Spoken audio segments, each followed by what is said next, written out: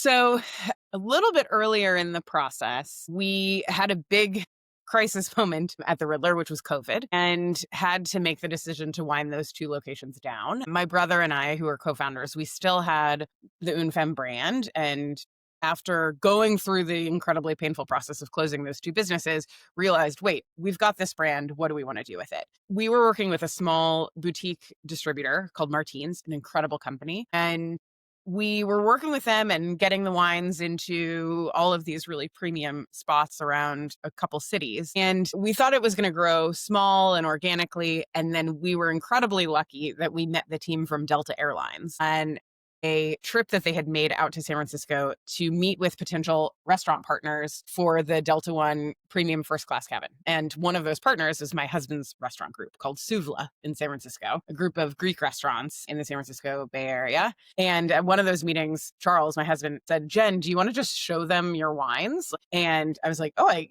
guess I should. And so showed their team the wines. And they really loved our sparkling rosé in 187 milliliters, the little minis, the little splits. And they, every October, feature pink products on board for breast cancer awareness and giving back to BCRF. And given our tie to women and our focus on quality and sustainability, they took a chance on us. And as a small supplier at the time, we had an opportunity for all of those wines to go on board every plane in the US for the month of October.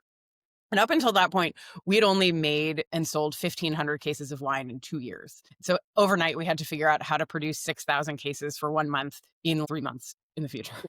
So we figured it out, and it was an incredibly successful pilot program. But the Delta team came to us and said, hey, bottles are not fully recyclable across the US, which is wild. And it's true. But cans are, and cans are lighter, which is really important to them for all of the sustainability reasons. And they're also easier for flight attendants to open. And so they said, would you ever consider doing a canned wine? And as somebody who is like a hardcore fine dining, fine wine person, I had never even had a canned wine before. But I said, sure, let's give it a try. And so we worked with our winemaker to figure out how to make great quality wine specifically for cans. There's a lot of chemistry involved in that. And we produced a wine that we're really, really proud of and is still one of our best-selling wines.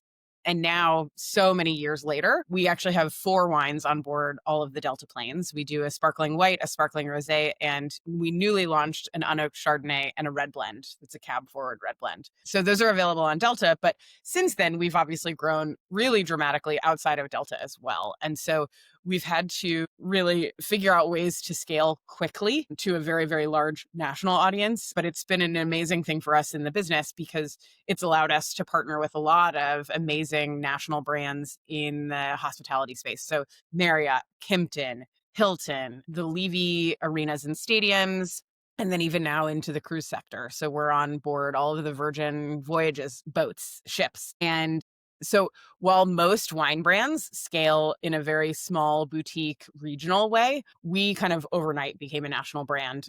And it wasn't something we expected. We certainly didn't have it in our business plan to start. And it was a very, very lucky thing. But we've grown so closely with a lot of our national account partners over the 7 years since we launched.